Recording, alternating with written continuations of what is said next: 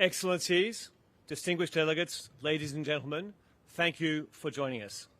My name is James Larson. I'm Australia's permanent representative to the United Nations in New York. And can I begin by welcoming ministers, heads of UN agencies, humanitarian leaders, ambassadorial colleagues, and other distinguished guests in attendance. Your presence here today sends a powerful signal of support for the Declaration for the Protection of Humanitarian Personnel. Let me also extend a warm welcome to those humanitarian workers who have joined us and express sincere thanks for the life-saving support you provide to those in need.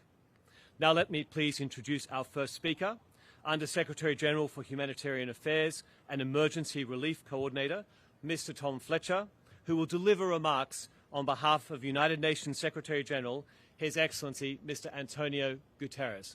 Mr. Fletcher.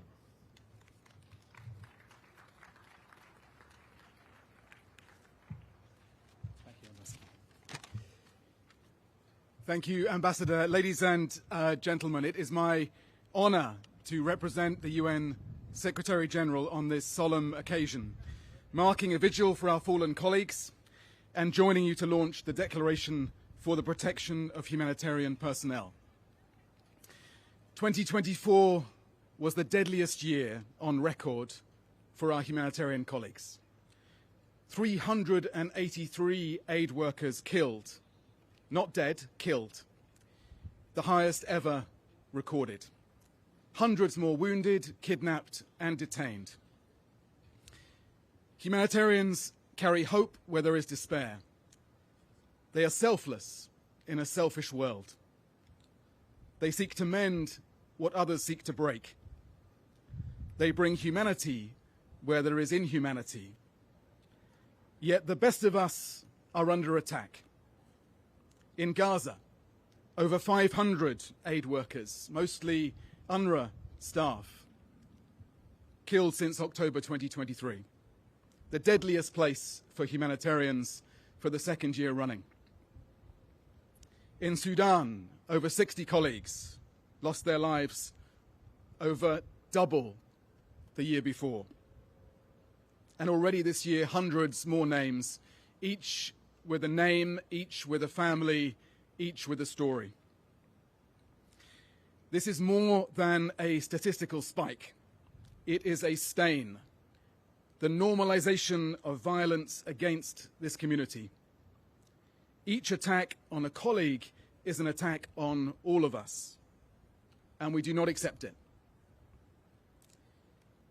Zero accountability, international inaction, and apathy. So the Declaration for the Protection of Humanitarian Personnel is a crucial step forward.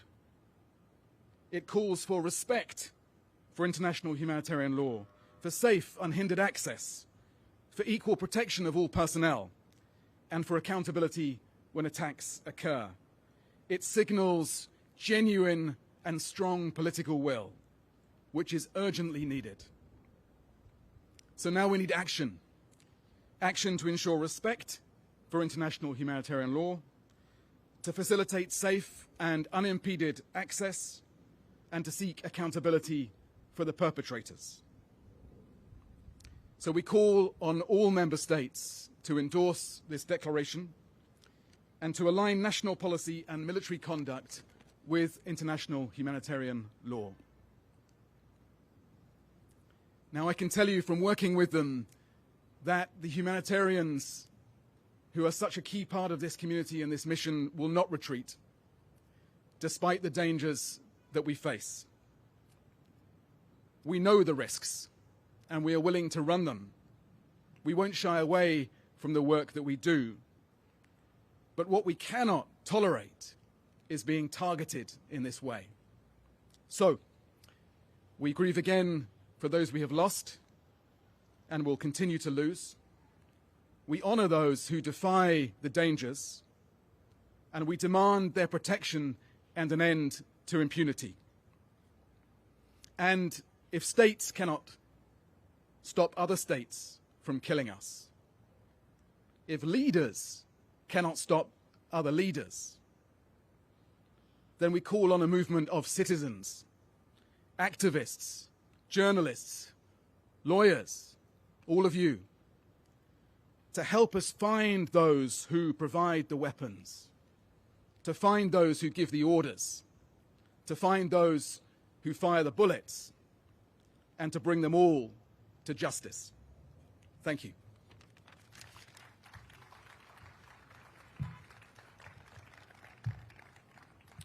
Thank you, Under-Secretary General. I would now like to introduce our second speaker, Ms. Mirjana Spoljaric-Egger, President of the International Committee of the Red Cross.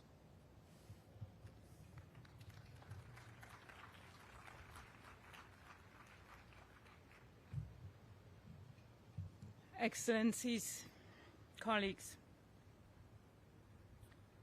Last year, 2 ICRC drivers were killed by gunmen in Darfur. Just months later, 3 of our staff were killed in eastern Ukraine when shelling hit the site of a planned frontline distribution. And in Gaza, 54 staff and volunteers of the Palestine Red Crescent Society and 4 staff of the ICRC have been killed, many in the line of duty.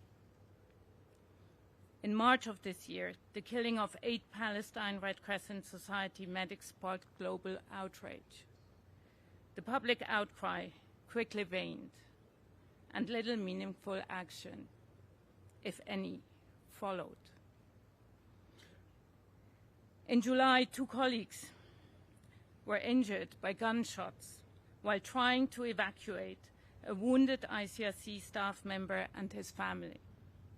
This was despite clear notification and coordination with the parties. This alarming frequency of attacks is compounded by deliberate, harmful information campaigns designed to erode trust in our teams and portray our colleagues as legitimate targets. Such online attacks must end, not only because they are harmful in the digital space, but because they can lead to serious, real-world consequences for our teams and those they serve. Every humanitarian worker killed without consequence allows this insidious pattern to continue. It reverberates, and each attack signals to others that the lives of aid workers are dispensable and the rules of war designed to protect them are disposable. The Declaration for the Protection of Humanitarian Personnel is a crucial step in helping to reverse this tragic trend. I appreciate, I commend, and I fully support Australia's leadership in driving this declaration forward. I hope that all states unite behind it and translate the political support the declaration represents from paper into action. The rules of war are clear. There are no gaps. It is up to states and parties to conflict to enforce them. The lives of humanitarian personnel and those they serve depend on it. I thank you.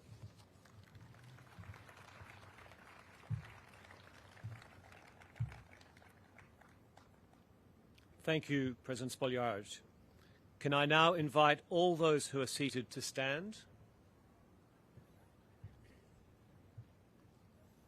Thank you. And now, would you please remain standing while we observe a minute of silence to honour and pay tribute to those humanitarian personnel killed since January 2024.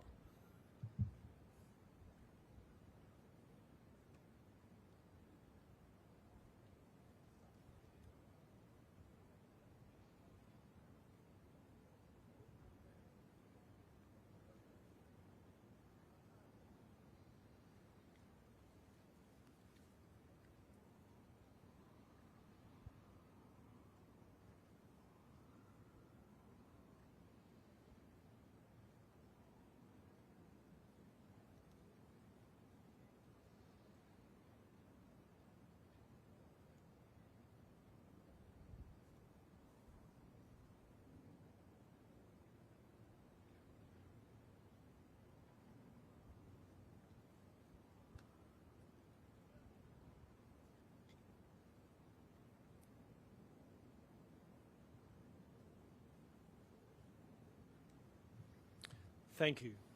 Please be seated.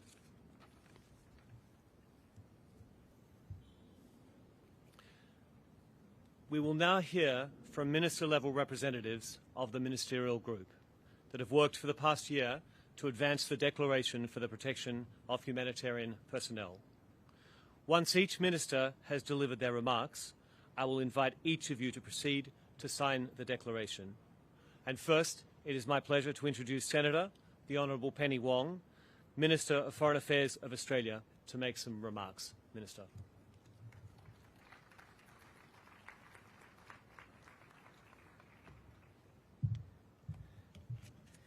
Excellencies, distinguished colleagues, delegates, humanitarians, friends. The United Nations is where we come together to agree and uphold the rules which protect us all. And these rules matter never more so than in times of war, and every country must abide by them. They limit human suffering in conflict and make us all safer, but many of these rules are being broken, and in recent years we have seen conflicts become entrenched, humanitarian crises worsened, civilians killed and injured, and the aid workers who dedicate their lives to protecting civilians killed, wounded or disappeared or kidnapped. In Sudan, South Sudan, in the Democratic Republic of the Congo, in Myanmar, in Yemen, in Ukraine and in Gaza. 2024, the deadliest year on record for aid workers, more than 380 killed, many more wounded or kidnapped. And this year, 2025, is on track to be even worse. This trend signifies that respect for the rules and norms that are needed for the protection of humanitarian personnel are at risk. Calls for compliance with international humanitarian law are not being heard. Australia felt this deeply last April with the IDF's strike against World Central Kitchen vehicles, which killed Australian Zomi Francom and her colleagues. More than a year on, her family are still searching for answers, and I acknowledge the presence of Zomi's brother, Mal, and thank him for being here today. And this family is not alone. More than 500 aid workers have been killed in Gaza since the start of the conflict. It is the most dangerous place on earth to be an aid worker. So, just 1 year ago, my colleagues, the foreign ministers of Brazil, Colombia, Indonesia, Japan, Jordan, Sierra Leone, Switzerland and the United Kingdom met with a common purpose: to rededicate ourselves to protect those who protect and support others. We wanted to ensure that the tragic deaths of humanitarian workers like Zomi Francom and her colleagues are not in vain and do not continue. And over the past year we have worked together and with humanitarian leaders to develop this new declaration for the protection of humanitarian personnel. A declaration we launch here today. It renews our commitment at the highest political level to protect aid workers in conflict zones. It upholds international humanitarian law. It calls for safe, rapid and unhindered humanitarian access. It envisions enhanced protection frameworks, particularly for national staff bearing disproportionate risk. And it supports accountability mechanisms to end the cycle of impunity and to bring justice. I want to thank, from the bottom of my heart, the more than 100 countries who have joined us in this commitment and endorsed this declaration. And to support its implementation, Australia will provide $15 million in practical measures to support aid workers to deliver assistance. Friends, behind me, we see, on this North Lawn of the United Nations, we see 674 ribbons. Each represents a humanitarian worker who has been killed since the beginning of 2024. Each a daughter, a son, or a sister, a mother or a father, a partner or a friend, each loved and missed by those who have lost them. And each was a person who dedicated themselves to delivering life-saving food, water, medicine and shelter to those in need. These humanitarian workers, these aid workers, are the best of humanity, and their selfless devotion to improving the lives of others should not cost them their own. Thank you.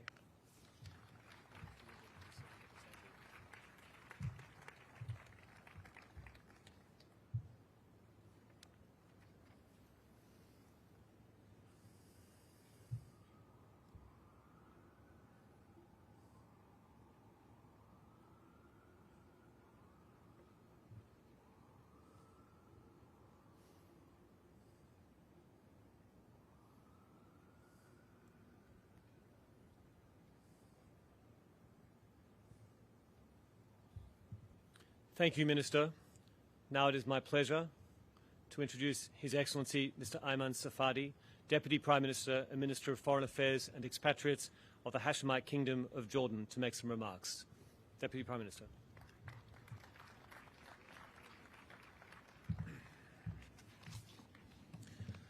Bismillah ar-Rahman ar-Rahim. Dear friends, thank you, Senator Wong, for your initiative and for your leadership. Today, we have consensus among the founding countries and the political declaration. We have over 103 partners. That is largely your work. Thank you, Penny. Dear friends, no time is more pressing than now to raise our collective voice against the violation of international law and the targeting of humanitarian personnel. Last year was the worst year on record for humanitarian workers. 385 lives lost worldwide. And no place more than Gaza shows how horrific the reality for international humanitarian law, for our shared humanitarian values, and for humanitarian personnel, and how urgent it is for the international community to renew its commitment to protect those who put their own lives on the line to save others, and to hold those who target them accountable under the law. Gaza today is not only the most dangerous place on earth for civilians, it is the most dangerous place on earth for humanitarian workers.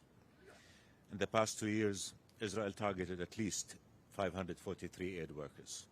373 UN humanitarians fell victim to its brutal aggression. This is the highest death toll for the United Nations in its history. These atrocities against humanitarian personnel are being committed as an inhumane siege on Gaza, starving innocent Palestinians. Israel is blocking humanitarian aid. It is preventing humanitarian workers from delivering food and medicine to starving children, women, and men. It is endangering their safety in a systematic violation of international humanitarian law.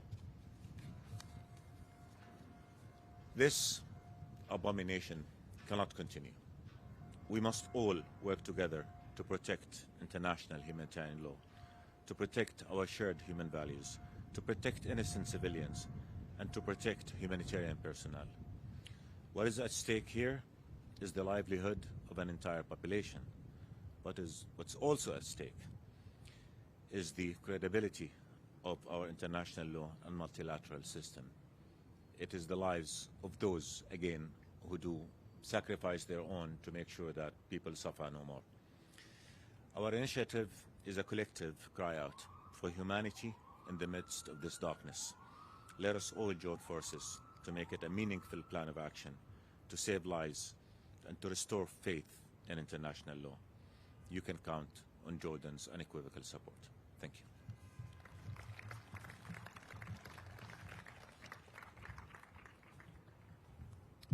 Thank you, Deputy Prime Minister. I invite you now to sign the declaration.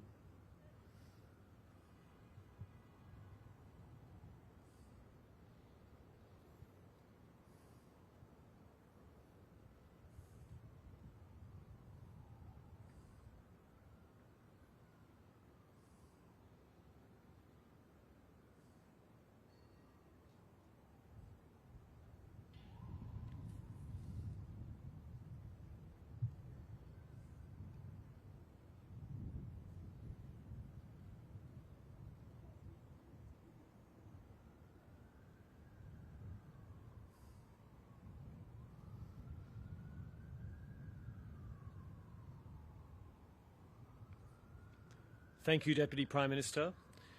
I now invite Federal Councillor Dr. Ignacio Cassis, Foreign Minister of the Swiss Confederation, to make some remarks. Dr. Cassis.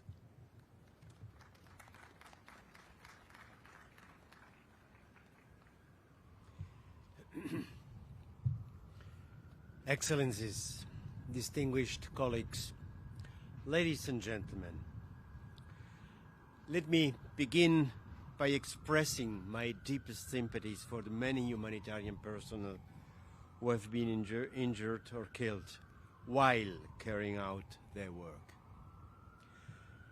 The world is at a historic turning point. Wars and rivalries between major powers are reshaping certainties. The law of the strongest has returned to center stage. There are currently more than 120 armed conflicts ongoing around the world. Violence is rising and sometimes directed on purpose against people who dedicate their lives to saving the most vulnerable. This must stop.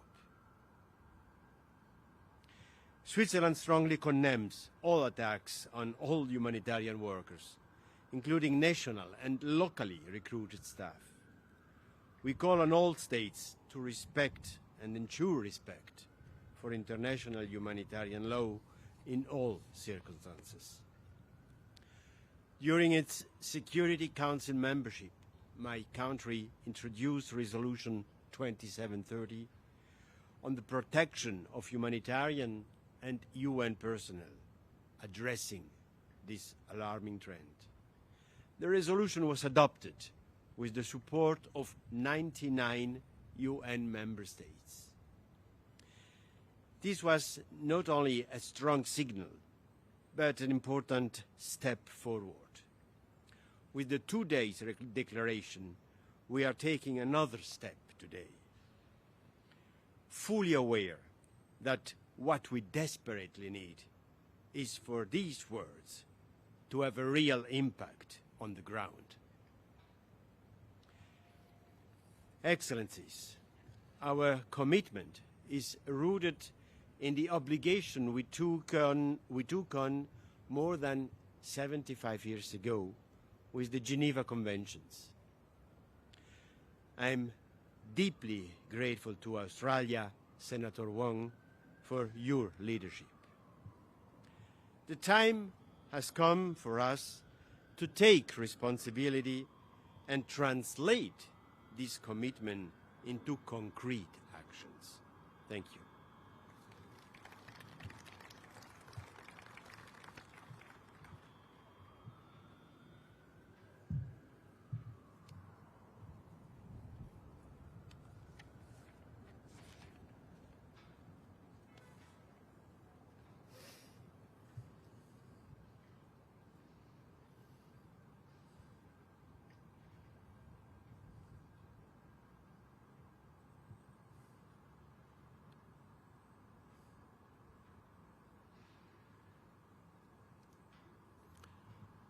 Thank you, Minister.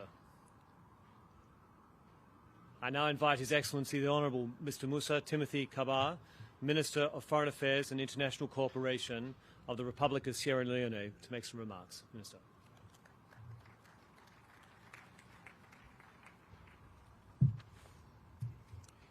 Excellencies, distinguished ladies and gentlemen, I thank Her Excellency Penny Wong, Minister of Foreign Affairs of Australia, for organizing this signing ceremony, co-hosted by the cross-regional ministerial group members.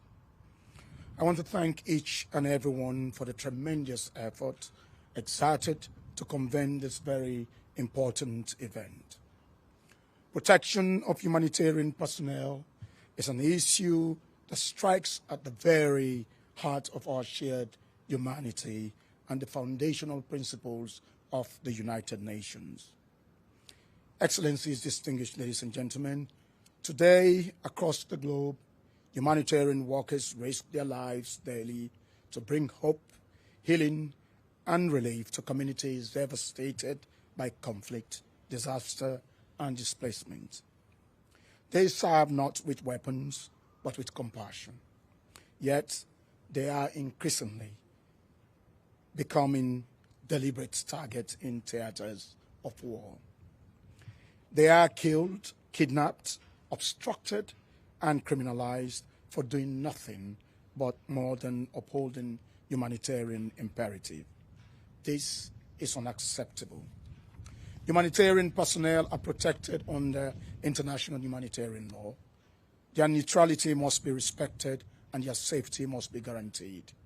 Attacks against them are not only grave violations of international law, they are attacks against the very norms that bind us as a global community. Sierra Leone knows from lived experience the critical importance of humanitarian workers.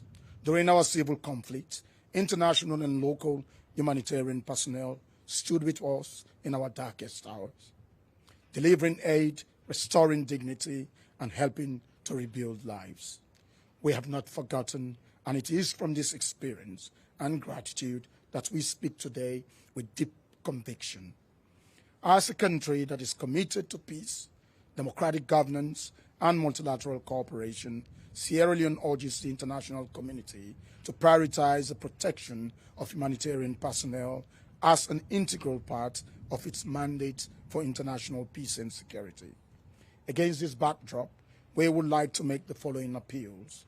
One, we call on all parties to conflict to respect international humanitarian law, particularly the Geneva Conventions and the additional protocols, which clearly prohibit attacks on humanitarian workers and facilities.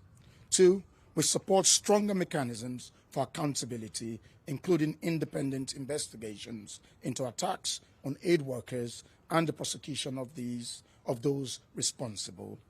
Impunity must not be allowed to prevail. Three, we emphasize the need to protect humanitarian access. Aid must reach those in need without political obstruction or security threat. States have a duty not only to allow humanitarian assistance, but to actively safeguard it.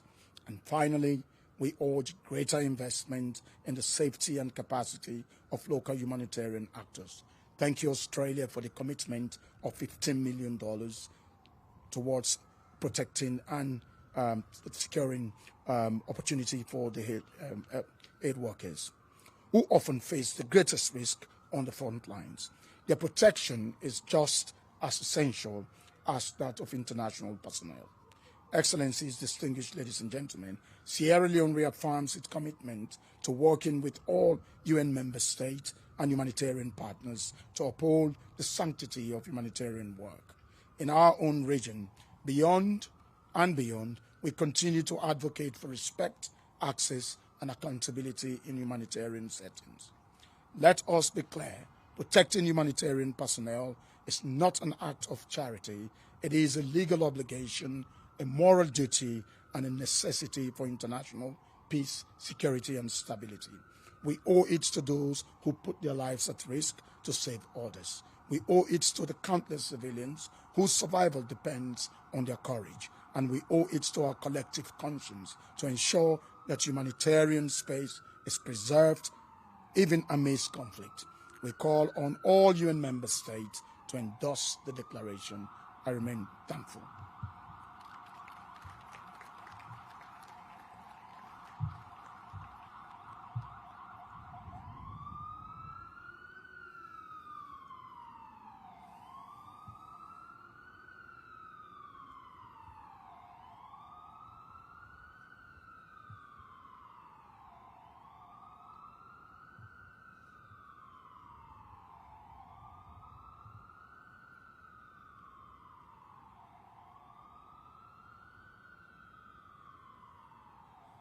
Thank you, Minister. I now invite His Excellency Minister Sugiono, Minister for Foreign Affairs of the Republic of Indonesia, to make some remarks. Minister.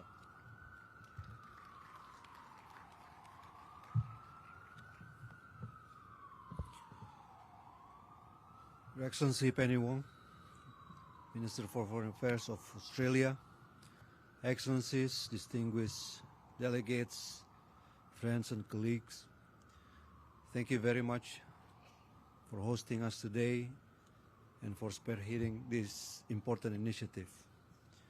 And Indonesia is honored to also co-host this event. And we join you in solemnly commemorating and paying tribute to fallen humanitarian workers in conflict zones around the world. In Gaza alone this year, more than 1 in every 50 UNRWA staff members has tragically been killed. This is the highest loss of UN personnel in history. And regrettably, global figures also indicate that such incidents are not declining. These figures are not mere statistics. Each and every fallen humanitarian worker was more than just a name. They were extraordinary individuals who gave their lives in the service of humanity.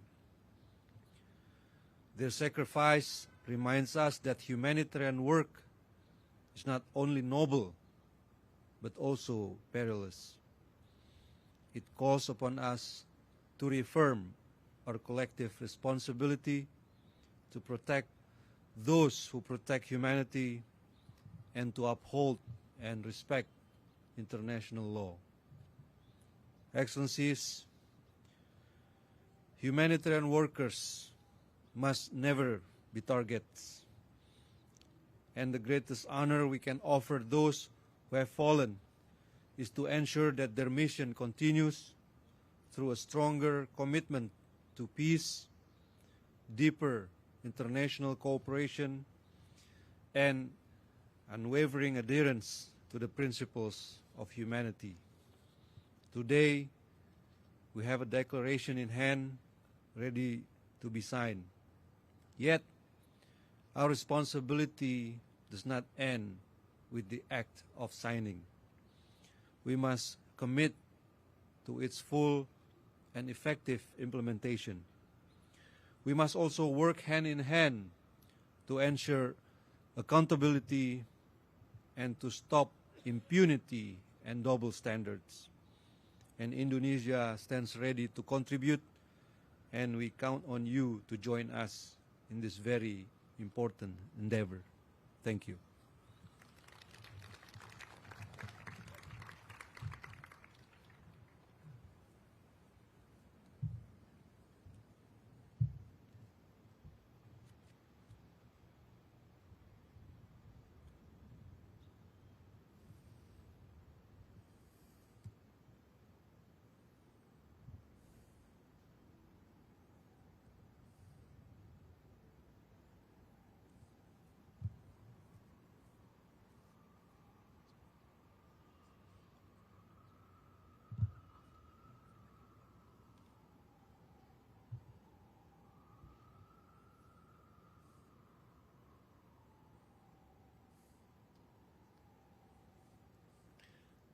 Thank you, Minister. If I could now ask the following distinguished representatives of ministerial group countries to come forward, if you'd be kind enough to come forward as a group, please, and we will have you sign one by one. But if I could ask the representatives of Brazil, Colombia, Japan, and the United Kingdom to come forward to sign the declaration, please.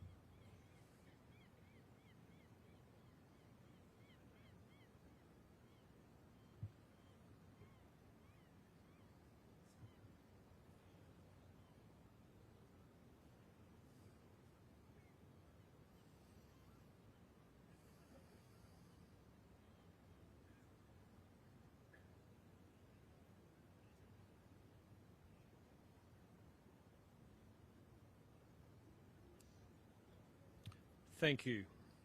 And now to conclude our formal proceedings before opening the declaration for signature by ministers whose countries have endorsed the declaration, it's my great honour to invite the President of the International Federation of the Red Cross and Red Crescent Societies, Ms. Kate Forbes, to make some concluding remarks. Thank you, President Forbes.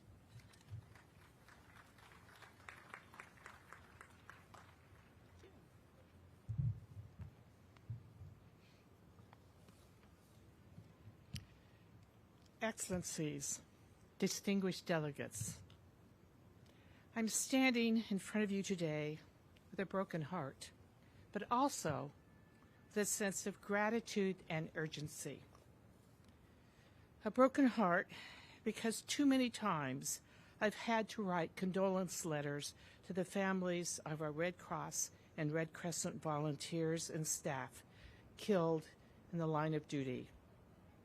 Every day, they wear our Red Cross and Red Crescent emblem with a simple yet profound purpose: to help people and protect their dignity without discrimination. But too often, they pay the highest price for their courage and dedication. Gratitude, because the launch of the Declaration on the Protection of Humanitarian Personnel is a clear affirmation by states and by all of us here today that the lives of those who serve humanity matter. It's a clear signal that we will not remain silent in the face of appalling and record-breaking pattern of attacks. Urgency, because we know that the words alone will not protect humanitarians from bullets, bombs, and attacks.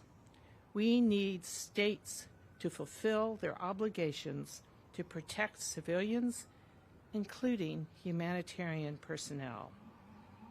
In the past year alone, too many of our colleagues across the humanitarian community have been injured, detained, or killed while helping others.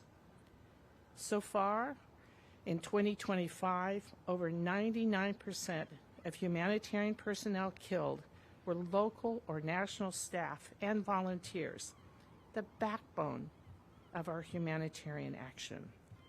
Each one of these lives is not just a number. It's a tragedy for their families, for their communities, and for our shared humanity. The launch of this declaration is a solemn promise, a promise that those who commit their lives to helping others will themselves be protected, a promise that the international community will not look away when access is denied and when humanitarian principles are violated, a promise that states will uphold their obligations under international law and ensure accountability when humanitarian aid workers are attacked. But protection is not achieved in conference halls. It requires political will, respect for international humanitarian law, and concrete action at every level. This is what we hope to see from all of you here today. The International Federation of Red Cross and Red Crescent Societies, together with our 191 national societies and 16 million volunteers, stands ready to work with governments, the United Nations, and all partners to turn the momentum generated by this declaration into concrete action for real and lasting protection. By hosting the Secretariat for the Group of Friends on Protection of Humanitarian Personnel at our headquarters in Geneva, we are dedicating ourselves to ensuring that this declaration becomes a living instrument, an instrument towards strengthening protection, fostering accountability, and bringing the voices of humanitarian personnel into the heart of global policy. In addition, through our Red Family Fund, we provide vital financial support to our volunteers and staff who are killed in the line of duty. While honoring their dedication and courage, we want to ensure that their families are not left behind It is our sincere hope that the day will soon come when this fund is no longer needed. To those who wear the emblem of humanity in disasters, in conflict settings, and forgotten crises, this declaration is for you. May it mark not just words on paper, but a renewed global commitment to ensure that your dedication to humanity is honored with the safety and dignity each of you deserve. Excellencies, let us make sure that this declaration is a step towards a world where no one is harmed for choosing to stand on the side of humanity. Thank you very much.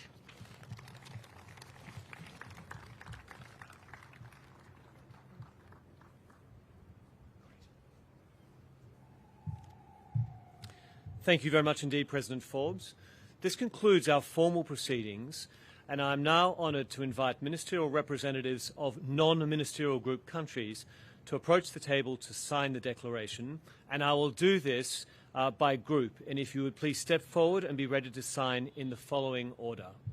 The first group are the distinguished ministers representing Austria, Algeria, Bosnia and Herzegovina, and Canada. If you would please come forward and sign the papers on the table.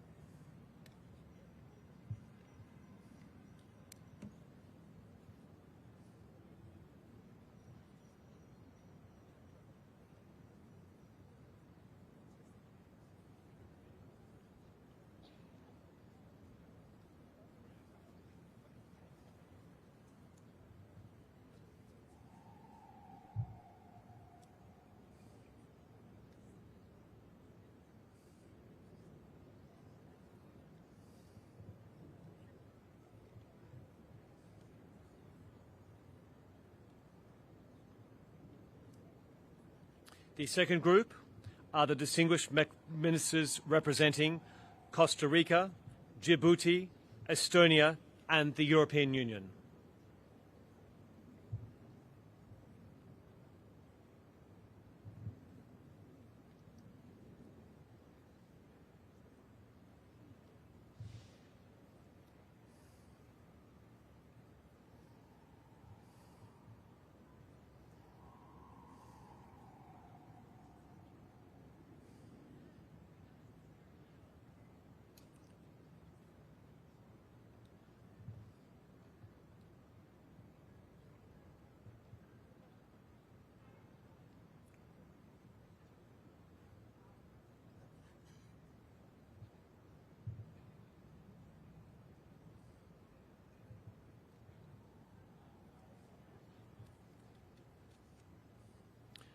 The third group are the distinguished ministers representing the Federated States of Micronesia, Georgia, Ghana, and Guatemala. If you would come forward, please.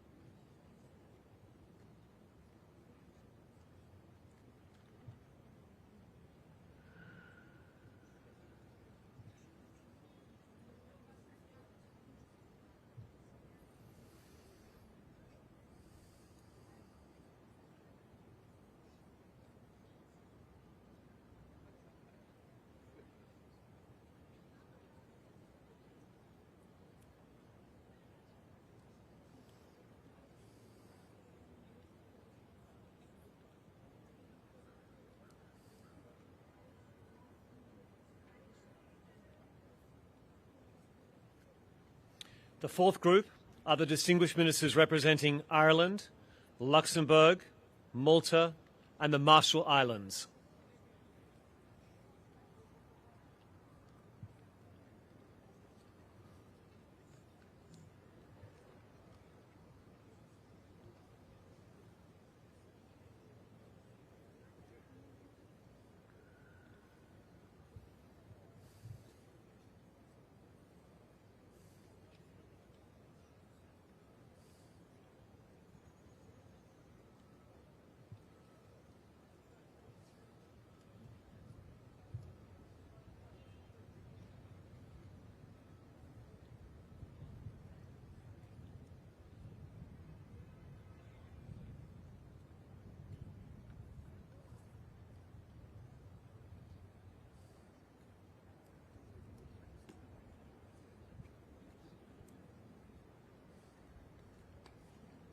The fifth group are the distinguished ministers representing Monaco, Montenegro, Norway, and Panama.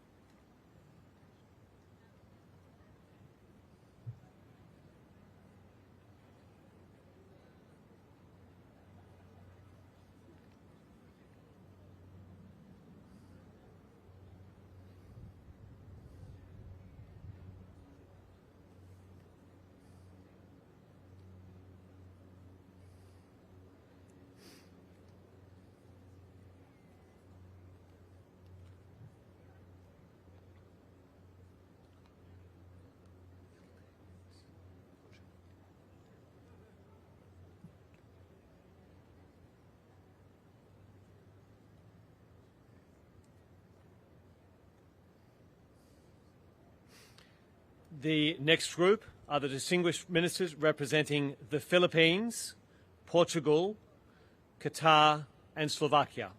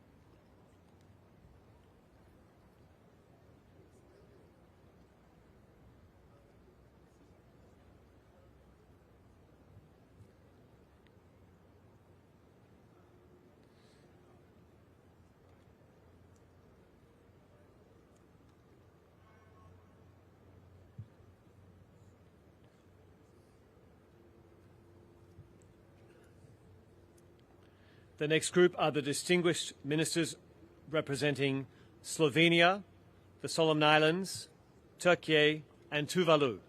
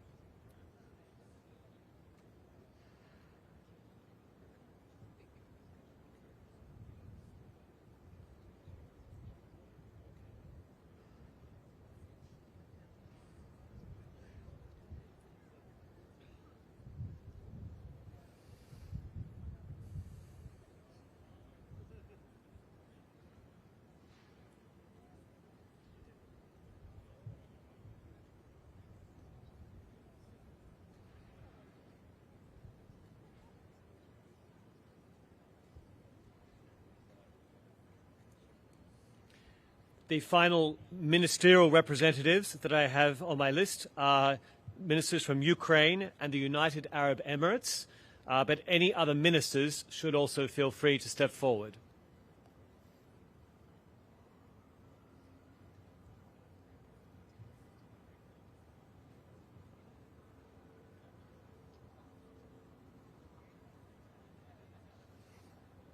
Of course, please.